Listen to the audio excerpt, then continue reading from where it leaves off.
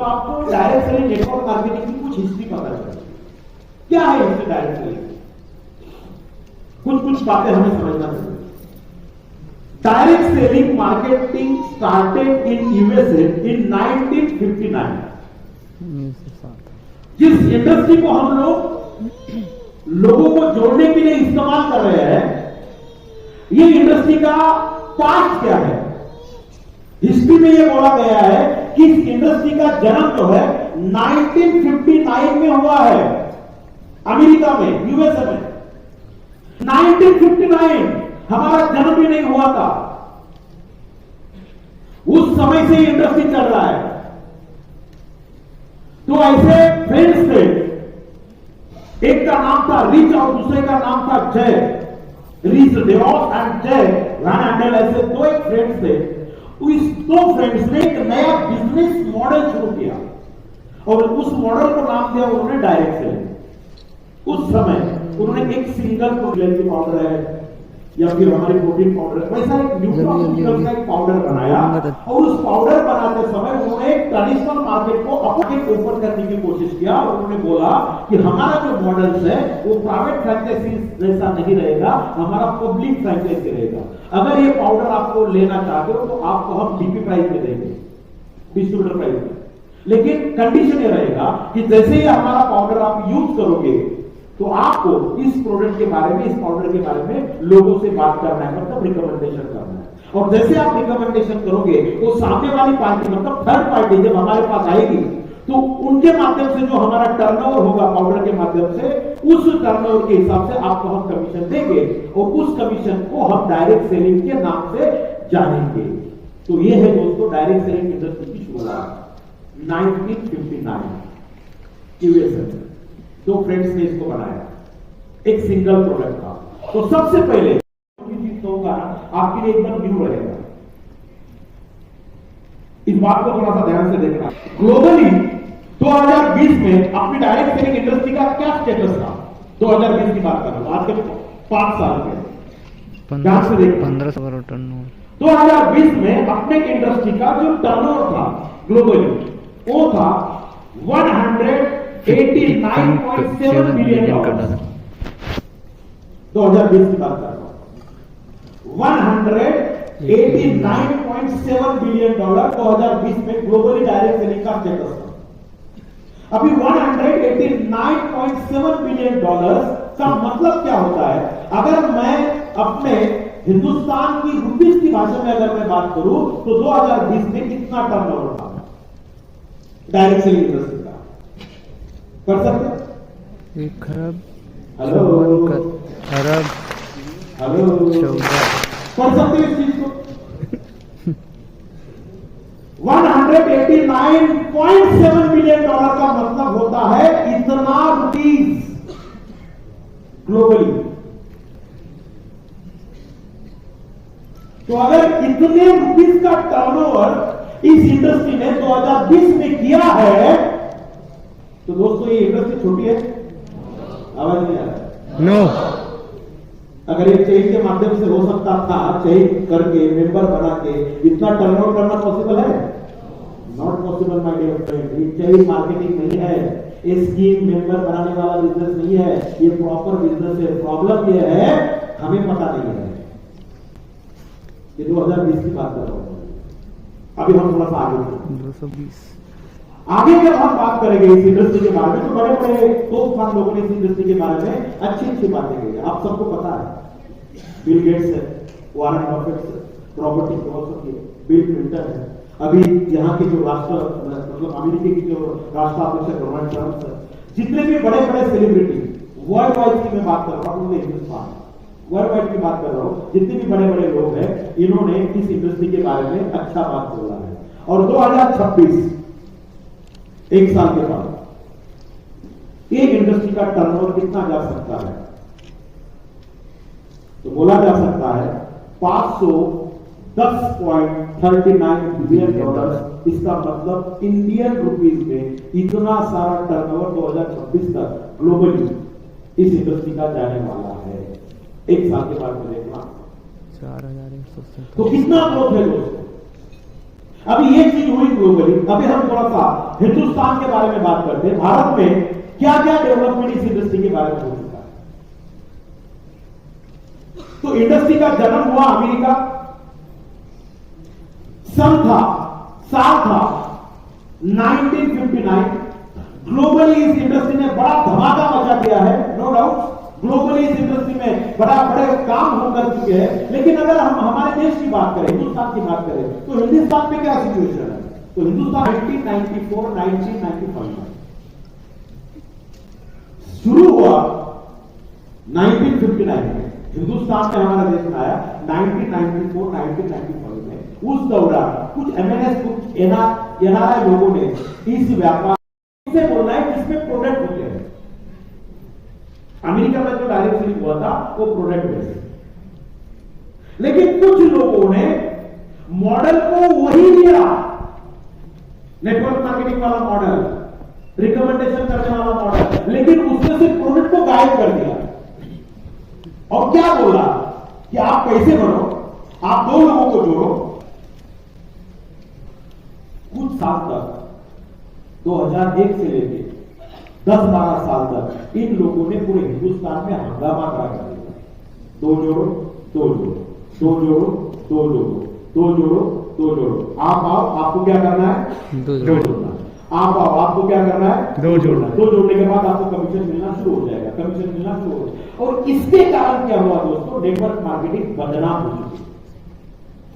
Actually network marketing में product बहुत important होते हैं, कुछ नियम बनते हैं और कुछ केंद्र सूची के अंतर्गत नियम बनते हैं। तो ये गैजेट बनने का जो प्रोसेस होता है दोस्तों हिंदुस्तान में, ये प्रोसेस कैसे होता है? तो सबसे पहले विधिमंडल, मतलब जहां पे हम लोगों को चुन के देते हैं, 3 लाख 4 लाख लोग वोटिंग करते हैं, उसके बाद 60,000 वोटों से 50,000 वोटों से जिन लोगों को हम चुन के देते हैं, जिसे हम एमएलए बोलते हैं, विधायक बोलते हैं, ये विधायक जाके विधिमंडल के स्थायी सदस्य होते हैं। किसी राज्य में 2 प्रकार के विधिमंडल के 2 पार्ट होते हैं, 2 हाउस होते हैं। एक होता है विधानसभा और दूसरा होता है विधान परिषद। तो 2 सूची के अंतर्गत ये कायदे बनते हैं। राज्य सूची के अंतर्गत 2 प्रकार के। सबसे पहले क्या होता है? जो विधानमंडल में बैठे हुए हमारे विधायक जी होते हैं, वो विधायक जी अधिवेशन में जब हाउस चलता है, उस हाउस में कुछ कायदे बनाने का प्रोसेस हमारे हिंदुस्तान के लॉ में, हमारे राज्य घटना में, हमारे संविधान में विधिलिखित है। तो सबसे पहले क्या होता है? 2/3 बहुमतों के विधायकों से उस लॉ को पारित किया जाता है। उसका एक प्रोसेस होता है। सबसे पहले एक एंटिटी कमेटी बैठती है। उस एंटिटी कमेटी, जिसे हम मसूदा समिति बोलते हैं, उस मसूदा समिति को यह अधिकार होता है लॉ बनाने का। एक फॉर्मेट बनाया जाता है। वो फॉर्मेट को मसूदा समिति पारित करती है, मतलब पास करती है। और पास करने के बाद जब अधिवेशन होता है, हाउस बनता है, तो उस अधिवेशन में उस मसूदा समिति ने बनाए हुए ड्राफ्ट को भेजा जाता है और वहां भी उसके ऊपर चर्चा होती है। उस चर्चा जब अंतिम स्वरूप में आती है, तो अंतिम स्वरूप में आने वाले चर्चे के बाद वहां के जो विधायक होते हैं, उन कुल विधायकों में से 2/3 बहुमतों के विधायकों की स्वाक्षरी होती है। और जब 2/3 बहुमतों की विधायकों की स्वाक्षरी होती है, तब विधानसभा की जो सभापति होते हैं, अध्यक्ष होते हैं, उनकी स्वाक्षरी से वो राज्य सूची का जो लॉ है वो लॉ बनता है। वहां तक सीमित नहीं होता।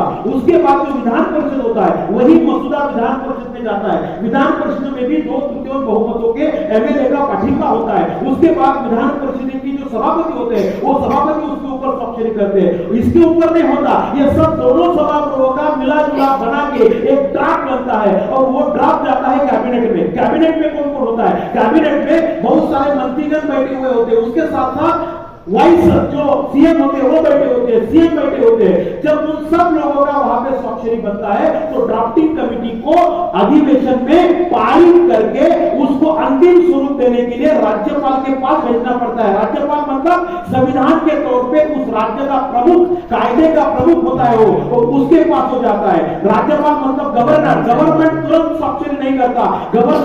गवर्नर 3 लोगों की कमेटी बनाता है। सबसे पहले होता है एक महाधिवक्ता, जो सरकार को लॉ के बारे में मार्गदर्शन करता है। दूसरा होता है हाई कोर्ट के जज, रिटायर्ड जज। और तीसरा होता है उस जमाने में, उस काल में जो कायदे का प्रमुख व्यक्ति होता है समाज का, वो 3 लोगों की एक ड्राफ्टिंग कमेटी गवर्नमेंट बनाते हैं और उनको बोला जा सकता है कि कौन से सूची के अंतर्गत इस विधेयक को हमें पारित करना है। जब ये 3 लोगों की कमेटी राज्यपाल को बोलती है कि इसमें किसी प्रकार की अनकानूनी बातें नहीं है, जो कुछ भी है समाज विधायक के लिए बनाया गया है, तो फिर ये 3 लोगों की कमेटी का दिया हुआ सुझाव और विधिमंडल ने दिया हुआ सुझाव, जो ड्राफ्टिंग कमेटी ने दिया हुआ सुझाव, वो सब सुझाव के लेकर राज्यपाल मतलब गवर्नर उस ड्राफ्ट पे साइन करते हैं और जब राज्यपाल की साइन होती है तब ये बोला जा सकता है कि राज्य सूची के अंतर्गत ये अभी कानून बन गया।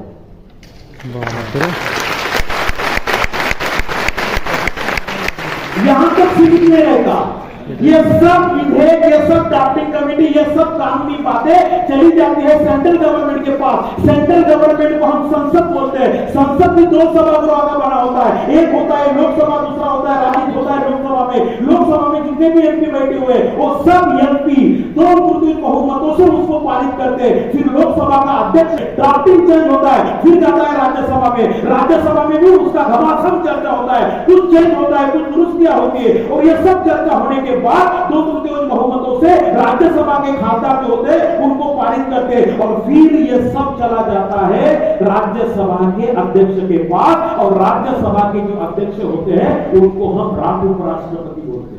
होती है तब वो सब विधेयक चला जाता है कैबिनेट के पास। कैबिनेट के पास जाने के बाद वहां के जो कैबिनेट मंत्री होते हैं उनके पास चर्चा होती है, फिर प्राइम मिनिस्टर उसके ऊपर स्वाक्षरी करते हैं और ये सब होने के बाद ये पूरा ड्राफ्ट चला जाता है राष्ट्रपति के पास। राष्ट्रपति तुरंत उसके ऊपर स्वाक्षरी नहीं करते, राष्ट्रपति 15-20 दिन का टाइम लेते हैं और उसी दौरान राष्ट्रपति 3 लोगों की कमेटी बनाती है। एक होता है solicitor general of central government, एक होता है उस समय का सुप्रीम कोर्ट का न्यायाधीश, एक होता है उस समय का हिंदुस्तान का सबसे बड़ा कायदे का तज्ञ। उन सब 3 लोगों की कमेटी बिठा के फिर वो कमेटी डिसाइड करती है कौन से सूची के अंतर्गत इसको बिठाना है। फिर उनका सुझाव आता है कि पूरे राज्य घटना के अधीन होकर इस कमेटी को हम पारित करते हैं। फिर भारत सरकार ने दिया हुआ सुझाव और फिर वो ड्राफ्टिंग कमेटी ने दिया हुआ सुझाव, ये दोनों सुझाव को एक करके राष्ट्रपति उनके ऊपर स्वाक्षरी करती है और राष्ट्रपति की स्वाक्षरी होने के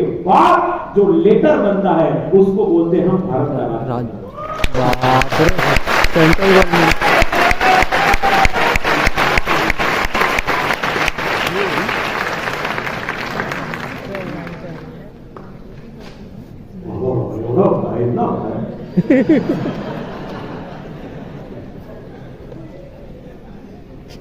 दोस्तों, ये पूरे जर्नी में मेरा सवाल है, ये पूरे जर्नी में हम जैसे अनपढ़ लोग बैठे हुए, ये लोग कौन है? एजुकेटेड।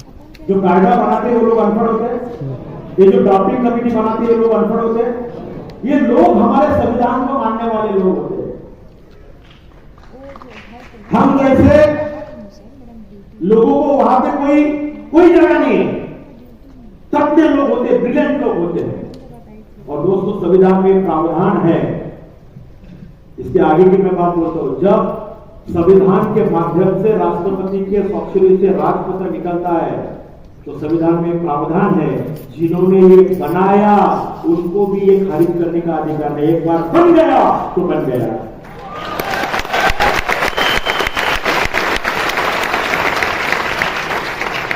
संविधान में यह भी प्रावधान है कि बनने वाली चीजों के बाद हम उसमें अमेंडमेंट ला सकते हैं, दुरुस्ती ला सकते हैं, लेकिन पूरे ड्राफ्ट को चेंज नहीं कर सकते। My dear friend, direct selling industry के लिए सन 2021 में भारत सरकार ने कानून बनाया है, और 2023 में कंज्यूमर प्रोटेक्शन एक्ट के तहत उसी कानून में बनाया गया है कि अगर आप प्रॉपर डायरेक्ट सेलिंग में काम कर रहे हो तो आप टीम भी बना सकते हो, और जब आप टीम बनाओगे तो आप क्लियर रहेगा।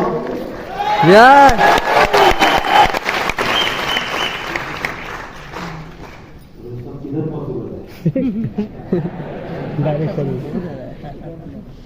और ये डायरेक्ट सेलिंग में पॉसिबल है। और हिंदुस्तान का रिकॉर्ड निकाल के रखो, जितनी भी लीगल डायरेक्ट सेलिंग कंपनियां आज काम कर रही है, उस पूरे लीगल डायरेक्ट सेलिंग कंपनी में हमारे हिंदुस्तान में माय डेस्टर का नाम नंबर 1 है।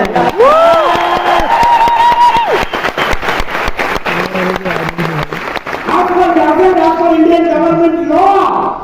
अरे भैया हम लीगल आवाज नहीं आ रहा बोला शाम को, आवाज नहीं आ रहा। बैठना भाई, तू बैठना यार।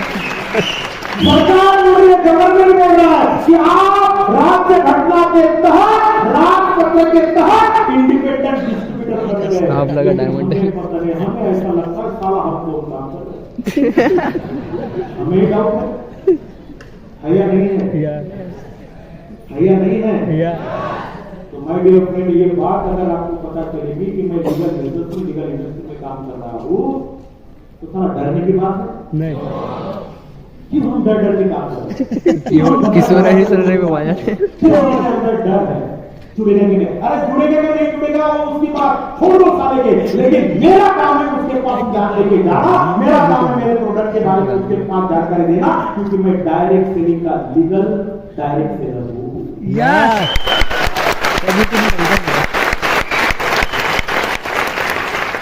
दोस्तों, अगर भारत सरकार ने ये कार्रवाई किया है, भारत सरकार ने ये स्टेप उठाया है, तो हम लोगों ने थोड़ा सा स्टेप उठाना चाहिए कि नहीं चाहिए?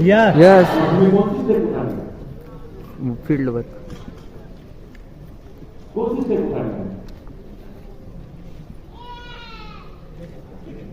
हमें स्टेप ये उठानी है, हमारे अंदर का जो मरा हुआ विश्वास है ना, उसको जगाना है। हमारे अंदर का विश्वास मर चुका है। हमें ऐसा लगता है, 4 लोगों ने हमें बोला, कोई आडू पाडू मार्केट में घूमते हैं, जो हमें बोलते हैं कि तुम सही करते हो, तुम मेंबर बनाते हो, और हमें ऐसा लगता है साला हम बहुत बेकार काम कर रहे हैं। उस आडू पाडू को पता नहीं है कि हम राजपत्र के तहत डायरेक्ट सेलिंग में काम कर रहे हैं। उसको अगर तुम पूछोगे कि भैया राजपत्र कैसा बनता है, तो बोलते हैं मुझे पता नहीं है। आज आपको तो पता चला ना राजपत्र कैसा बनता है। तो अगर आप राजपत्र के तहत लीगल हो, तो अंदर का जो कॉन्फिडेंस मर चुका है ना दोस्तों, उसको निकालो बाहर और सीना चौड़ा करके बोलो कि मैं प्रॉपर लीगल डायरेक्ट सेलिंग में काम करता हूं। आने वाले समयों में बिजनेस है, और ये मैं नहीं बोल रहा हूं दोस्तों, गवर्नमेंट बोल रही है। फिक्की का रिपोर्ट है, केपीएमसी का रिपोर्ट है, 2025 के एंड तक ये डायरेक्ट सेलिंग इंडस्ट्री हिंदुस्तान में धमाका मचा देगी। कितना 64,500 करोड़ का टर्नओवर ये इंडस्ट्री करने जा रही है दोस्तों, और उसमें हमारे कंपनी का बहुत बड़ा हिस्सा है। अगर आज भी हम इस बात को नहीं समझ पाएंगे ना दोस्तों, डायरेक्ट सेलिंग को, तो मैं ईमान से आपको एक कड़वी बात बोलने जा रहा हूं। बोलू? मैं आपकी परमिशन ले रहा हूँ, बोलू? बोलू? 3 बार पूछा है, कबूल है, कबूल है, कबूल है। फिर कंप्लेंट मत करना। कड़वी बात यह है, अगर आप इस डायरेक्ट सेलिंग को आप नहीं समझोगे, माई लाइफ को आप नहीं समझोगे, तो आने वाले आपके बच्चे आपको जीवन में कभी माफ नहीं करेंगे। क्योंकि आपके लिए बिजनेस नहीं है, ये मेरे लिए बिजनेस नहीं है, ये मेरे आने वाले पीढ़ियों के लिए, मेरे बच्चों के लिए, मेरे मेरे आने वाले जितने भी पीढ़ियां है, उनके लिए बिजनेस है। इस बात को दिमाग में डाल दो। मैं प्रोफेसर था, मैं पागल नहीं हूं। मेरा नौकरी छोड़ के मैंने डायरेक्ट सेलिंग को एज ए करियर छोड़ के इस बिजनेस को शुरू किया। मैं पागल नहीं हूं, मैंने पूरा स्टडी किया था सबसे पहले, उसके बाद मैंने नौकरी छोड़ा, क्योंकि मुझे पता था मेरा बच्चा, उसको कुछ भी नहीं आया चलेगा। मेरे आईडी के ऊपर वो जाके डायमंड बन के खड़ा भी रहा, और एक ही वाक्य बोला कि मेरे पिताजी ने बिजनेस को शुरुआत किया था, मुझे कुछ नहीं आता, लेकिन महीने का 20 लाख। समझना चाहोगे? यस, यस, हेलो, अच्छा लग रहा है आपको? यस, अरे अच्छा लग रहा है आपको? यस, लाइफ क्यों जीनी है पता चला? यस, डायरेक्ट सेलिंग क्यों करनी है पता चला? यस। और इसी मनोरंजक तरीके से हम बात करना चाहेंगे कि माई लाइफ स्टाइल क्यों करनी है। आसान सवाल ये है कि माई लाइफ स्टाइल क्यों करनी है? माई लाइफ स्टाइल, एक बार जोरदार तालियां चाहिए।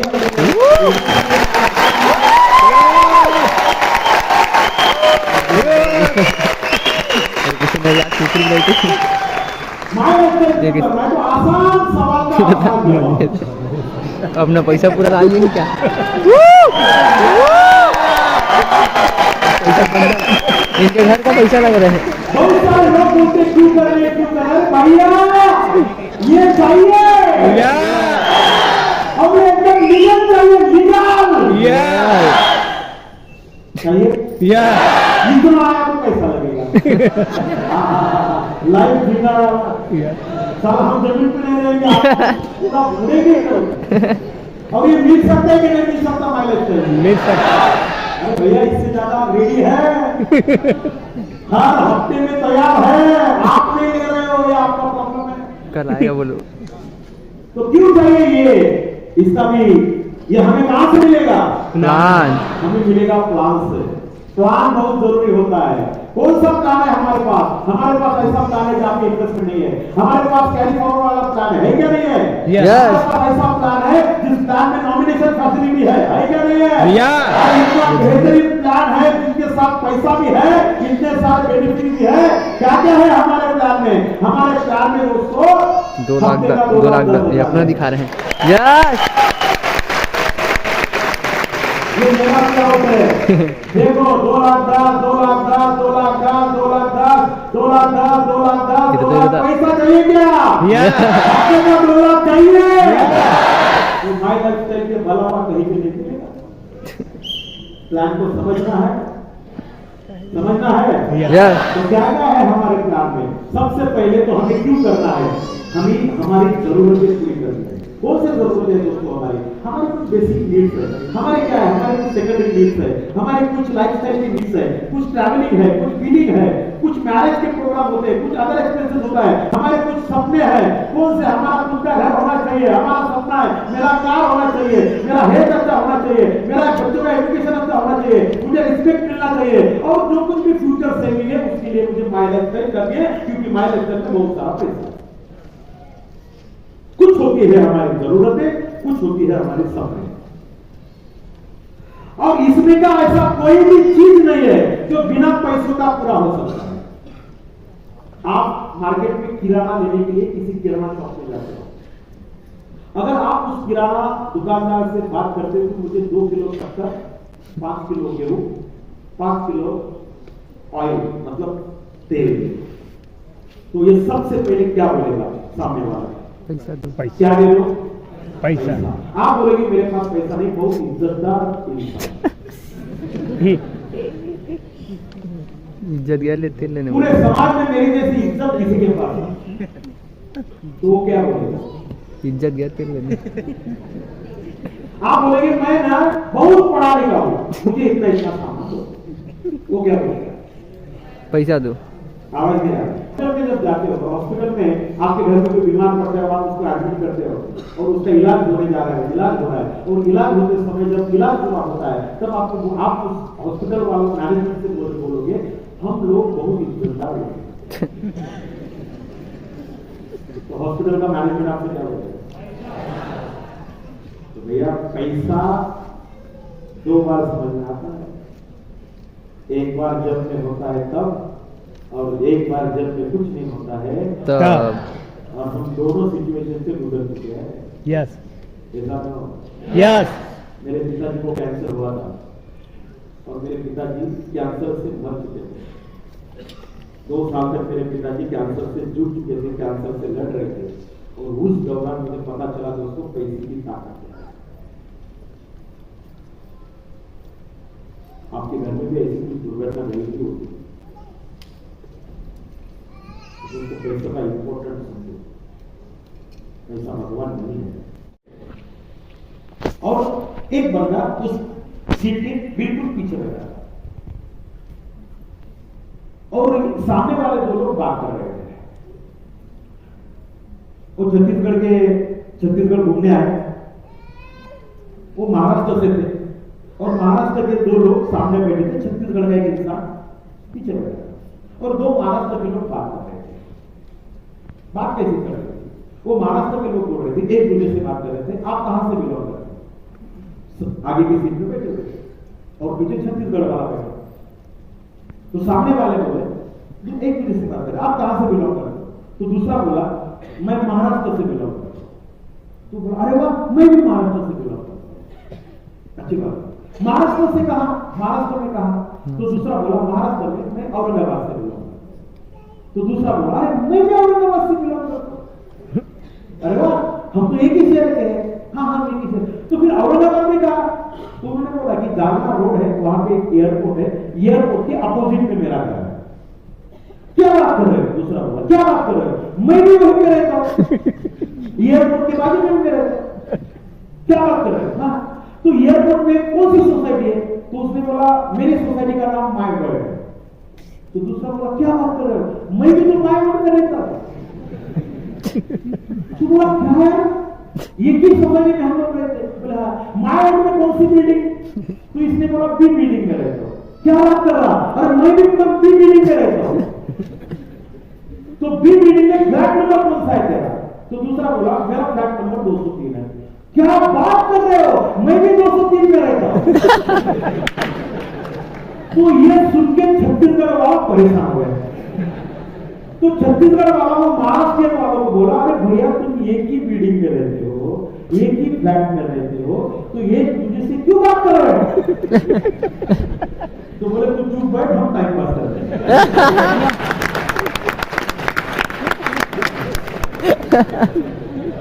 तो ऐसे कुछ लोग होते हैं हमारे बिजनेस में, किसी प्रकार का एक्शन नहीं करते, क्या करते सिर्फ टाइम पास। जुड़ गए तो टाइम पास। और फिर जब समय निकल जाता है 1 साल और फिर बोलते हमें कुछ नहीं मिला। तूने क्या किया 1 साल में? टाइम पास ही किया ना। तो हमें टाइम पास करना है क्या? नहीं। तो हमें कौन सा काम करना है? लास्ट जरा ध्यान से सुनिएगा, action with vision will change your world. आज जो विजन आपको मिला है, आपको अभी कल से एक्शन लेना है। Getting my point? Yes getting my point? Yes. और जब आपका एक्शन फुलफिल होगा तो आपका लाइफ माय लाइफ से ज्यादा बदल सकता है।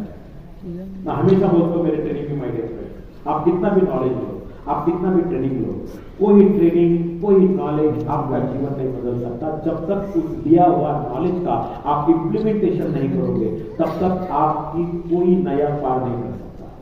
Yes yes yes yes. तो आप ये विजन जो भाई करके आप जा रहे हो, मैं बात में आपसे उम्मीद रखता हूं कि क्या आज लिया हुआ नॉलेज, लिया हुआ ज्ञान बाहर जाके इंप्लीमेंट करोगे? यस दिन पे जाके उसको यूज करोगे? यस। आप खुद को सवाल पूछोगे 90 दिन तक? यस। उस सवाल के जवाब जैसे जैसे आपको मिलते जाएंगे वैसे वैसे आपकी आदतें बदलेंगी, और जैसे जैसे आपकी आदतें बदलेंगी माय डियर फ्रेंड, वैसे वैसे आप इस बिजनेस में सक्सेसफुल बनोगे। और सक्सेसफुल बनने के लिए हम लोग आपके साथ तैयार है। आवाज देना भैया, थोड़ा साउंड को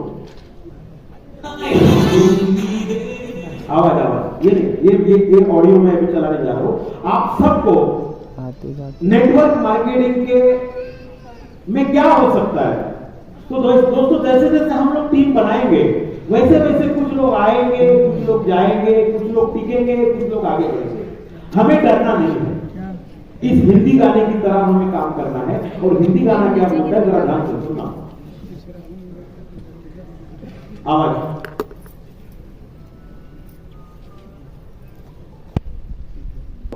गाने के बोल है, आते जाते खूबसूरत आवारा सड़कों पे, कभी कभी इत्तेफाक से कितने अनजान लोग मिल जाते हैं, इनमें से कुछ लोग भूल जाते हैं, कुछ याद रह जाते हैं। क्या गाते हैं और आप? वही जो लोग याद रहते हैं